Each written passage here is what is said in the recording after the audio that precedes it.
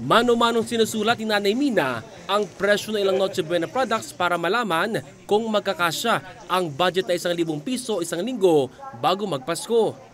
Baka kulang pa yun, sir, pero tipirin ko talaga, sir. Tingi-tingi lang muna ako kasi hindi naman kailangan na magarbo ngayon basta may laman lang yung lamesa. Pero para mas sulit daw, Inaantay ko kasi mga promo-promo, sir. Oo, para yung mura ang bibilhin ko. Kahit hindi branded, basta nakamura ako. Masaya na ako doon. sila'y naman mula 3 hanggang 4,000 pisong budget noong pre-pandemic, ibinaba daw sa 900 piso. Siyempre, iba na ngayon May mga pinapaaral pa po ako na yun, may mga tinutulungan minsan. Okay na yun. Ang mahalaga, sa susunod naman, meron kaming magamit. Kumbaga, merong maitawid. Bukod dito, bawas din talaga ang budget nila dahil nagagamit sa ilang gastusin gaya sa pamasahe dahil putol-putol ang sakay nito kasabay ng kaliwat ka ng transport strike. Lalo na ngayon na wala talagang diretsyong biyahe. Putol-putol. So, dagdag pasakit yun sa Bukod sa pasakit, sa pagod, ano pa?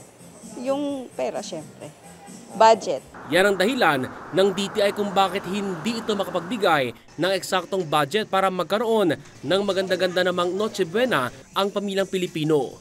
Ang approach natin this year for Noche Buena is ine-emphasize natin na ang bawat mamimili dapat maging parang malikhain at bahala siya kung mamili doon sa Noche Buena price guide natin o anong mga items doon yung bibili niya para sa kanyang pamilya.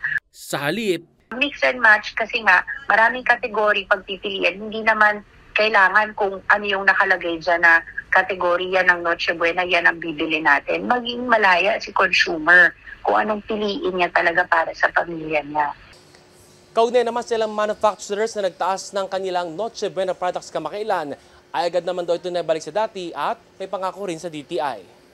Yung mga manufacturers, masusing nakikipag-usap sa mga retailers, tuloy-tuloy kasi nga we want to keep the prices in accordance with the price guide. Sinabi ng DTI na sa 240 Noche Buena products na nasa price guide ng ahensya, halos 90 sa mga ito ay nanatili o bumaba pa ang presyo. Nauna nang sinabi ng ahensya na naghayag ng kagustuhan ng ilang manufacturers ng basic and prime commodities na magtaas ng presyo sa susunod na taon. Bagay na ayon sa DTI ay sisiguruhin nilang hindi mapupuruhan ang budget ng consumer.